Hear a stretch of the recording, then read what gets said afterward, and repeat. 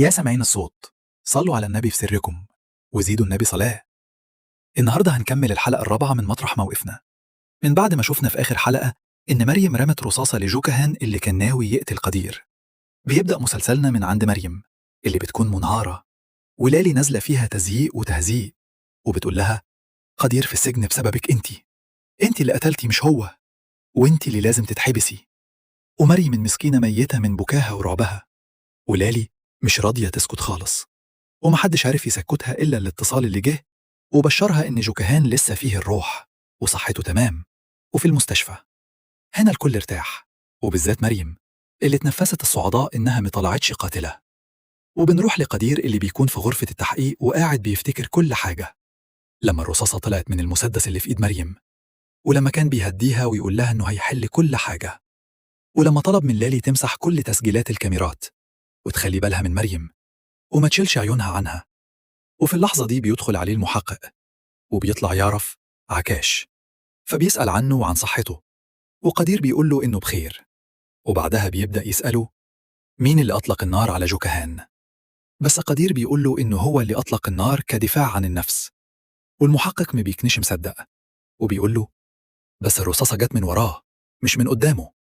وبيبدأ يضغط عليه ويقول له أنا عارف إنك بتحمي حد، بس ده مش في مصلحتك. بس قدير بينكر كل حاجة وبيقول له أنا اللي ضربت النار وما عنديش كلام غير ده. ونشوف مريم المسكينة اللي كانت قاعدة في النادي ودموعها ما بتنشفش. البنت كانت منهارة وخايفة على قدير خوف السنين، وحاسة إن الذنب بياكل في قلبها. يا عيني يا مريم. وطبعا في عز الوجع ده كانت لالي قاعدة لها زي الشوكة في الزور، وبدل ما تطيب خاطرها قعدت تأنب فيها وتلومها. بقى للالي دي دماغها كانت شغالة شيطان وعمالة تودي وتجيب، وقالت في نفسها مستحيل مريم تضحي التضحية دي كلها ولا قدير يشيل قضية قتل إلا لو في حب ولع مستخبي بينهم. نروح بقى لفرحات عدوهم اللدود اللي كان قاعد في المخزن بتاعه مع الشلة وعاملين حفلة وشمتانين في قدير للسما، وكان بيقول بضحكة كلها غل قدير كان فاكر إنه هيقفل النادي، أدي النادي اتقفل أهو، بس بسببي أنا. بس يا فرحة ما تمت يا فرحات، الراجل بتاعه جاله بالخبر الصاعقة، جوكهان عايش يا باشا، والموازين اتقلبت. وفرحات وشه جاب ألوان وقال بغيظ ده بعينه لازم قدير يختفي خالص وميشمش ريحة الحرية. ونرجع تاني للنادي ونشوف لالي وهي بتتسحب زي الحرامية وداخلة على أوضة الكاميرات.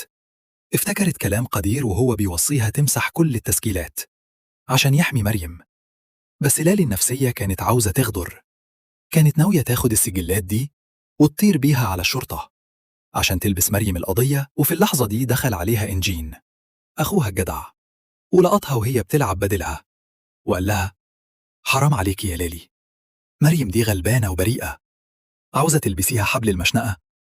لالي ردت عليه بشر بريئة مين؟ دي مجرمة وقدير ملوش ذنب يضيع. إنجين حاول يهديها ويفهمها إن قدير حريف وهيطلع منها، لكن مريم لو اتحبست خلاص يا رحمن يا رحيم. بس لالي كانت راكبة دماغها ومصممة إنها الصبح هتكون عند الشرطة وتخلص الحكاية. ومريم قاعدة لوحدها والهم واكل قلبها. يدخل عليها سليم ومعاه كوباية مية عشان يهديها، بس فجأة يجيله واحد من رجالته يوشوشه فيجري يشوف فيه إيه. مريم استغلت اللحظة وقالت دي فرصتي، وقررت تروح للشرطة وتعترف بكل حاجة. خرجت تجري في الشوارع تدور على تاكسي، بس الحظ كان معاندها وطلع لها شابين رزلين. في اللحظة دي سليم حس إن مريم اختفت، خرج يدور عليها زي المجنون وشاف الشابين دول وهم بيضايقوها فنزل فيهم ضرب ولكنهم علقة تمام. مريم استغلت الخناقة وركبت تاكسي، بس سليم نمسه وقف قدام التاكسي ومنعه يتحرك. ونزل مريم وقال لها اللي بتعمليه ده جنان، انت لازم تيجي معايا. وقعد يطمنها إن قدير زي الفل وهيدافع عن نفسه. وفعلا مريم اقتنعت ورجعت البيت معاه. بس ليلتها كانت ليلة غبرة ومحدش غمض له جفن. من تاني يوم الصبح لالي قررت تنفذ نيتها السوداء وتضحي بمريم عشان خاطر. راحت القسم ومعاها تسجيلات الكاميرا، وكانت خلاص هتدخل تسلمها وتكشف المستور.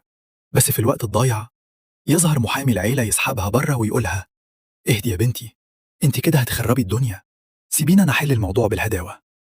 المحامي دخل للضابط ومعاه أدير، والضابط طلع لهم مفاجأة ما كانتش على البال. فرجوهم على تسجيلات كاميرا لمحل قريب. التسجيلات دي صورت الحكاية، بس مريم ما ظهرتش فيها.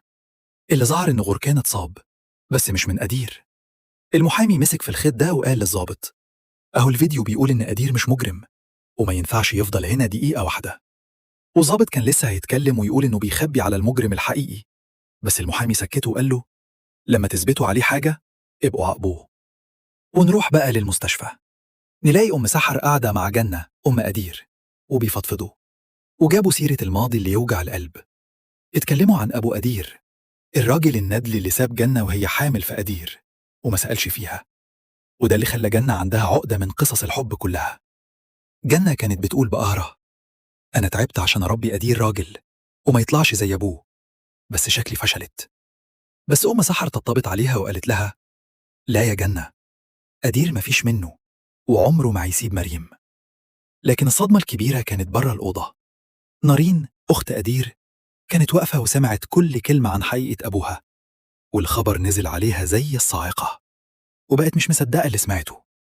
وعلى الناحية التانية نلاقي نهير وصلت وهي في قمة شياكتها وناوية توقع آتيش في شباكها.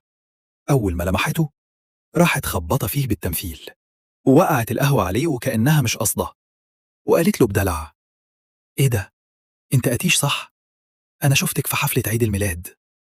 آتيش افتكرها وقال لها: أيوة، أنت البنت اللي كنت بتجري على السلم. وطلبوا قهوة وقعدوا يتكلموا، وشكل كده آتيش لابس في الفخ ووقع ومحدش سمع عليه. ونروح لبيت مريم اللي طلعت من أوضتها، لقيت سليم محضر لها الفطار بلقمة هنية، بس هي نفسها كانت مسدودة. وفجأة جت مكالمة ب1,000,000 جنيه، عرفوا منها إن أدير هيخرج. طاروا هما الاتنين على القسم، وأول ما وصلوا شافوا أدير خارج، بس الصدمة إن لالي هي اللي جريت عليه واترمت في حضنه وهي بتعيط. طبعا مريم قلبها اتقطع، بس قررت تقرب هي وسليمة عشان يطمنوا عليه. أدير سأل مريم بحنية لو هي كويسة، وطمنها إنه هيفضل يحميها، وكل ده تحت عيون لالي اللي كانت هتموت من الغيظ والغيرة. وهما بيتحركوا جت مكالمة لأدير عرف منها إن غركان هرب من المستشفى. أدير خاف جدا على مريم وأصر إنها تروح معاهم عشان تفضل تحت عينه، وأمر رجالته يفضلوا جنبها 24 ساعة عشان يحموها. نرجع بقى للمستشفى عند نهير وأتيش. نهير قعدت ترسم عليه الدور وتضحك معاه وتقوله إنها راحت الحفلة غلط بسبب السواق، ودخلت له من حتة الرسم لأنها مذاكرة حسابه على السوشيال ميديا وعارفة إنه فنان. أتيش صدق وفضل يحكي عن فنه، وفي الآخر أخد رقمها عشان يكلمها، وكده الخطة ماشية حلاوة. وفجأة ظهر سحر صاحب مريم، وأول ما شاف نهير مع واحد غريب نادى عليها وهو هيتجنن، بس هي قالت لأتيش ببرود: ده الشوفير بتاعي عادي. وكتمت سحر خالص وكسرت بخاطره قدام أتيش. وفي آخر اليوم الكل رجع بيت أدير، ومعاهم الست جنة اللي طلبت من البنات يقوموا يروقوا البيت. مريم كانت في المطبخ والهم وأكلها، وفي اللحظة دي دخلت عليها نارين أخت أدير الكبيرة اللي كانت لابسة لبس غالي جدا وعاوزة ترجعه المحل. ومن غير قصد الكاسات وقعت من إيد مريم وبهدلت لبس نارين. نارين قلبت وحش وقعدت تزعق لمريم: انتي عارفة اللبس ده بكام يا جربوعة؟ لازم تنظفيه فورا. مريم قعدت تعتذر بكسرة نفس وتقولها هنظفه، بس نارين فضلت تشرشح لها، وكل ده تحت عيون أختهم الصغيرة اللي كان صعبان عليها مريم جدا، بس ما قدرتش تنطق كلمة لأن أختها نارين جبروت ومحدش بيقدر يقف قدامها. وبالليل كانت مريم نايمة في أوضتها، وأدير قاعد قدامها على الكرسي بيحرسها وعينه مش مفارقة وشها. وفجأة صحيت مريم وهي مفزوعة وبتترعش من كابوس مرعب شافته. أدير جرى عليها وقعد يطمنها ويقولها: اهدي يا مريم، أنا جنبك ومش هسيبك. مريم كانت منهارة ومش قادرة تنام تاني، فأدير قرر يسيب الكرسي ويقعد جنبها على السرير عشان تحس بالأمان. مريم رمت راسها على صدره بحركة تلقائية، وأدير ما منعش، بالعكس سابها براحتها، وفضل يحكي لها عن ذكرياتهم زمان أيام الحارة. فكرها إزاي كانت دايما بتستناه وهو راجع من الشغل، وإزاي كانت الوحيدة اللي شايفاه حاجة كبيرة وبطل في نظرها، رغم إنه الكل كان مستهون بيه. وفكرها بلمسة إيدها الحنينة وهي بتحط له المرهم على إيده اللي كانت بتشقق من تعب الشغل. مريم قلبها رقص من الفرحة. أدير لسه فاكر التفاصيل دي، وحست إن قلبه بدأ يلين ناحيتها، ونامت وهي بتسمع صوته الحنين وهو بيحكي عنها. وهي نايمة أدير شاف العقد بتاعها اللي كان جايبه لها وهو مقطوع، فقعد يصلحه بكل صبر. ولما صحيت الصبح وشافته متصلح، الدنيا ما كانتش سايعاها من الفرحة، ولبسته فورا وجريت تحكي لصحبتها سحر وهي طايرة من السعادة. وسحر كانت فرحانة لفرحتها جدا، بس يا فرحة ما تمت، دخلت عليهم الغيرة والحقد في صورة نارين أخت أدير، وقعدت تصرخ في مريم بقلة ذوق عشان بقعة البنطلون ما رحتش. مريم ردت بهدوء وقالت لها: أنا عملت اللي عليا وزيادة، ومستعدة أغسله تاني لو ده يريحك. نارين كانت خايفة إن أمها تعرف بالخناقة دي، فخبت البنطلون وطلعت تجري. خرجت مريم قعدت مع الست جنة أم أدير، وجنة بخبرتها قعدت تنصح مريم وتفتح عينيها، وقالت لها: يا مريم، خدي بالك من لالي، البنت دي مش سهلة، وشكلها ناوية تلف على أدير وتوقعه. مريم بطيبتها المعهودة قالت لها: يا طنط، لالي بتعز أدير مش أكتر، والموضوع أبسط من كده. بس جنة حذرتها وقالت لها: بطلي براءة يا مريم، مش كل الناس قلبها أبيض وصافي زيك، خدي حذرك. بعد الليلة الرومانسية دي، أدير قرر ياخد مريم ويروحوا القصر لعكاش باشا، عشان الراجل عاوز يشكرها وش لوش على شجاعتها في موضوع جركان. أول ما وصلوا، كانت هندة مرات أبوه موجودة، وأول ما شافت مريم قعدت تغزل فيها وتقول لها: يا بنتي انت زي القمر، ازاي بيقولوا عليكي قبيحة؟ دول أكيد بيحسدوكي. ومريم ابتسمت بكسوف، وفجأة طلعت لهم لالي بوشها التاني ولزقت في أدير، وقالت لمريم ببرود: بابا مستنيكي فوق وعاوز يقابلك لوحدك. طلعت مريم لعكاش اللي استقبلها بحفاوة وقال لها: انت بطلة يا مريم، وشجاعتك دي بتفكرني بنفسي وأنا في سنك. وبعدين دخل معاها في الغويط وسألها: ايه اللي يخليكي تضحي بنفسك عشان أدير كده؟ مريم ردت بتلقائية: جنة وأدير والبنات هم عيلتي، وما قدرش أعيش من غيرهم. عكاش بصلها بنظرة فاحصة وقال: عارف إنهم عيلتك، بس قوليلي، انت بتحبي أدير؟ مريم اتوترت وقالت له: أيوة بحبه، بس بحبه كواحد من عيلتي. عكاش كأنه فهم اللي ورا الكلام، وسألها عن اليوم اللي كانت متضايقة فيه. فمريم قالت له إنها كانت حاسة بالوحدة عشان جنة ما كانتش معاها.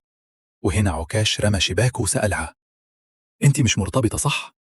ومريم أكدت له إنها مش مرتبطة، ونفت طبعا حوار جوازها من أدير. نروح بقى لبره عند أدير ولالي.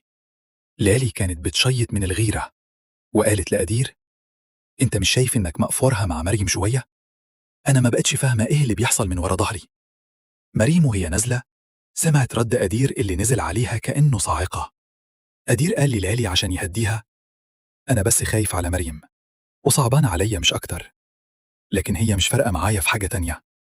لالي أول ما سمعت الكلمتين دول هديت وراقت، وضحكتها رجعت. لكن مريم الدنيا سودت في عينيها، وحست إنها مش قادرة تتنفس. أخدت نفسها وخرجت تجري على الجنينة الخلفية للقصر، وهي بتعيط ومخنوقة من اللي سمعته.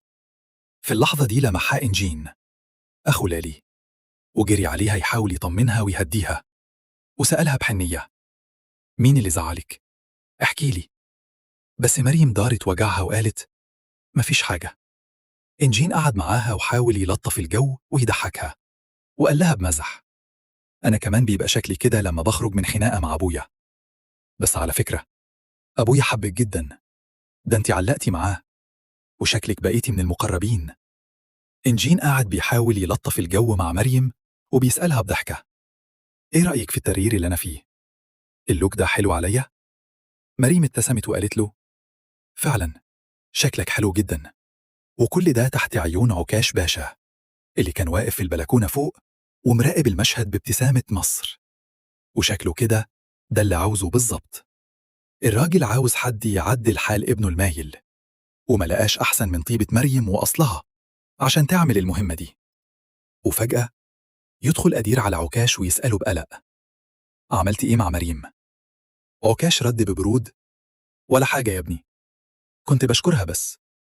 أدير بص من البلكونة، لمح إنجين وهو بيجيب مية لمريم وقاعدين يضحكوا سوا. فالغيرة بدأت تنقح عليه، بس ملحقش يتكلم، لأن لالي دخلت في النص وقعدت تمثل دور الملاك وتعتذر لمريم لو كانت ضايقتها. ومريم بقلبها الأبيض قبلت الاعتذار وقالت لها: ما حصلش حاجة. نزل أدير وقال لهم بتهكم: ما شاء الله، وعرفهم إنه وراه شغل ومريم لازم تستنى في القصر. بس هنا إنجين رشق في الكلام وقال: لا، أنا كده كده رايح النادي وهاخد مريم في سكتي. أدير وشه جاب ألوان وكان هيعتصم، بس الصدمة جت من مريم اللي وافقت فوراً إنها تروح مع إنجين عشان تفرس أدير زي ما فرسها. أدير ما لقاش مفر ووافق وهو بيغلي، ووصاهم ياخدوا بالهم من بعض ومشي يشوف شغله. وعلى سيرة اللف والدوران، نلاقي الهانم نهير في البيت بتجهز عشان تخرج مع أمها وأختها، وفجأة تجي لها رسالة من أتيش عاوز يقابلها. نهير قلبت مريضة في ثانية وعملت نفسها بتموت عشان يمشوا ويسيبوها، وفعلا أمها صدقت وسابتها. بس طبعا أختها الصغيرة اللمضة كشفتها، فنهير اضطرت تشركها في المؤامرة وتخليها ناطور تراقب لها الطريق وتبلغها أول ما يرجعوا. وأول ما البيت فضي، نهير لبست وتشيكت ونزلت تطير لأتيش. ونروح للنادي مع مريم وإنجين. وأول ما مريم دخلت لقت استقبال ملكي، الكل بيبص لها بفرحة وبينادوا باسمها التقدير. مريم استغربت وسألت إنجين: هو في إيه؟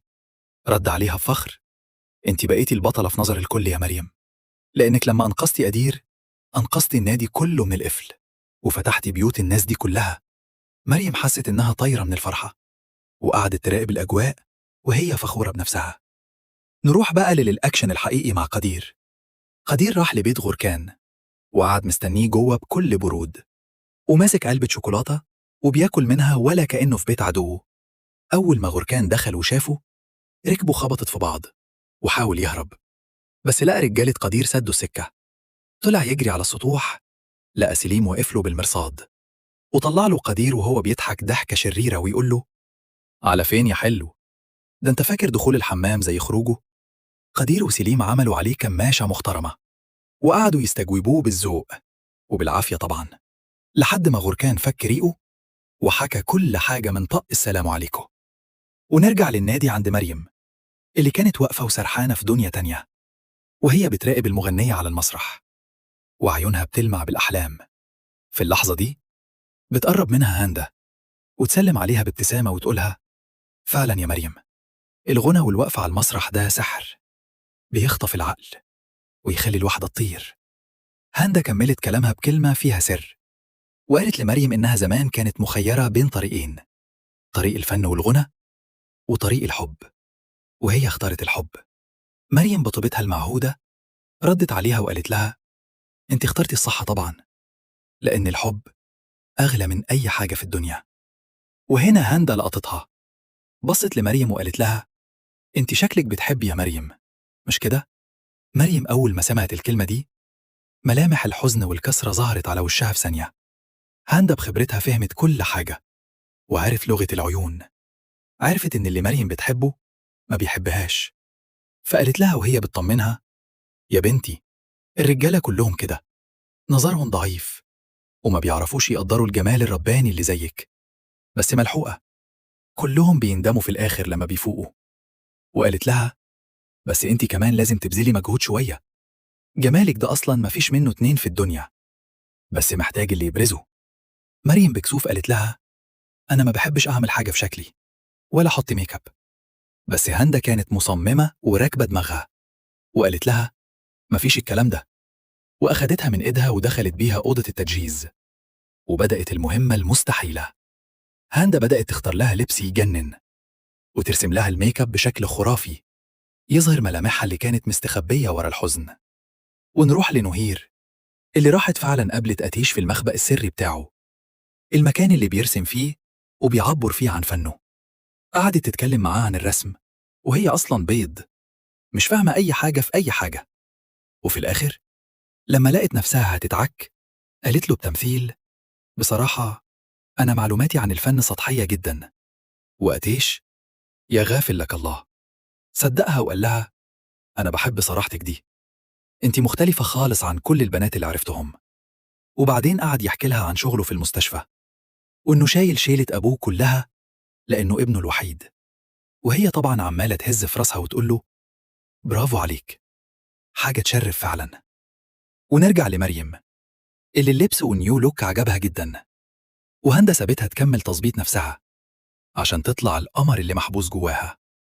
ونرجع تاني لنهير وأتيش، وفجأة جرس الباب رن، ودخلت عليهم ست. تطلع مين؟ تطلع هي الست اللي نهير سرقت الخاتم بتاعها. نهير وقتها ركبها خبطت في بعض، بس حاولت تثبت وتتعامل بكل ود ولطافة عشان أتيش ما ياخدش باله من الكارثة دي. قعدوا ياكلوا سوا، ونهير كانت قاعدة على نار لحد ما جات لها رسالة إنقاذ من أختها بتقول لها: الحقي، الجماعة قربوا يوصلوا البيت. فاستأذنت وقامت تجري عشان تلحق نفسها قبل ما تتكشف. نروح بقى لفرحات الشرير اللي راح المخزن بتاعه عشان يطمن على تحويشة العمر والفلوس اللي مخبيها. وأول ما وصل، بوم، حصل انفجار هز المكان، والفلوس طارت في الهوا زي الريش. وفي عز الصدمة لقى مكالمة من قدير وهو شمتان فيه للآخر وبيضحك ضحكة انتصار. فرحات قعد يصرخ ويهدده، بس قدير قفل السكة في وشه بكل برود. قدير بص لعكاش باشا اللي كان معجب جدا بدماغ قدير وجبروته، وقال له: هو ده اللي مخليني متمسك بيك ومحبدني فيك، جبروتك ده ملوش حل. ونروح لليلى اللي كانت عمالة ترن على مريم عشان تطمن عليها، أو بمعنى أصح تراقبها. بس اللي رد عليها كان إنجين، وعرفها إنه مع مريم في النادي وإنهم بقوا صحاب جدا. لإيلي شاطت من الغيرة وقفلت السكة، وطلبت من السواق يطير بيها على النادي فوراً. وفي نفس الوقت المحامي بتاع عكاش راح لحارة مريم القديمة عشان يسأل عليها، وهناك قابل سحر وعرف منها إنه مريم مش موجودة دلوقت لأنها مع قدير. وهو ماشي في الطريق فجأة عينه لقطت الاستوديو اللي مريم وقدير اتصوروا فيه صور الفرح. نزل من عربيته وهو مش مصدق، وسأل المصور: مين دول؟ المصور رد عليه بكل براءة وقال له: دول عرسان زي القمر، اتجوزوا وتصوروا عندي عادي جدا. المصور قعد يحكي للمحامي عن جمال مريم اللي خطف قلبه من أول ما شافها. والمحامي هنا بدأت الكشافات تنور في دماغه، وفهم اللعبة. عرف إنه مريم هي اللي باعت أرضها عشان تنقذ النادي وتطلع قدير من أزمته. ونرجع للنادي، اللحظة اللي الكل كان مستنيها. مريم خرجت بعد ما هاندا خلصت لمساتها الأخيرة. مريم كانت لابسة فستان قصير يجنن، وحاطة ميك اب يخلي ملكات الجمال يغيروا منها. أول ما ظهرت النادي كله واقف على رجل، والكل كان مبهور بجمالها اللي كان مستخبي. قعدت معاهم عشان تاكل وهي حاسة إنها طايرة من الفرحة. بس يا فرحة ما تمت. فجأة دخلت الست جنة، وأول ما شافت مريم بالمنظر ده عيونها طق منها شرار.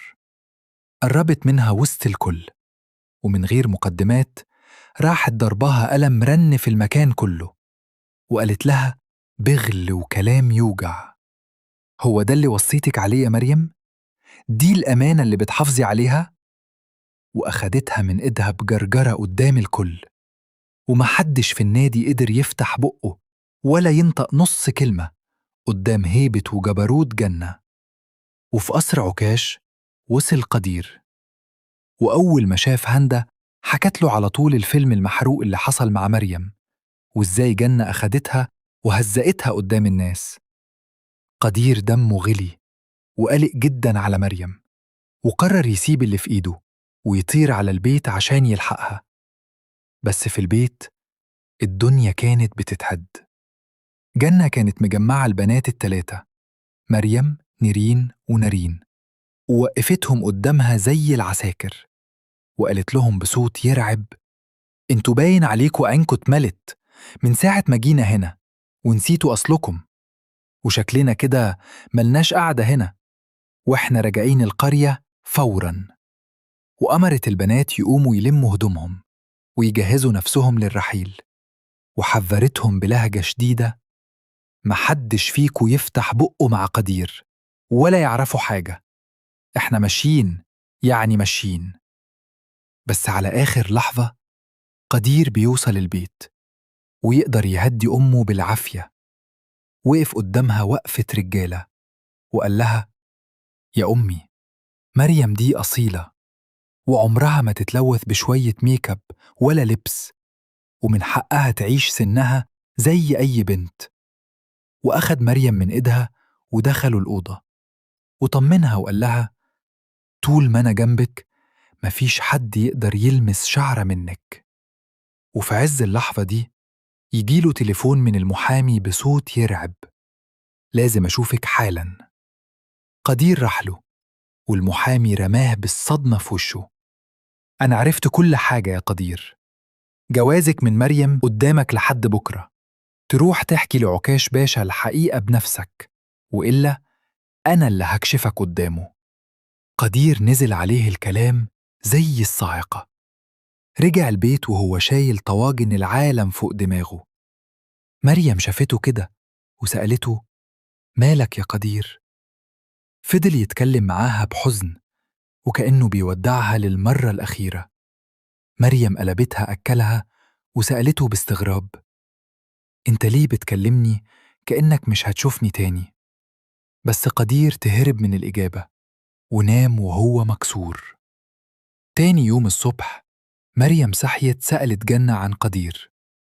قالت لها إنه مشي من بدري وما تعرفش راح فين. مريم قلبها قبضها وحست إن فيه مصيبة هتحصل.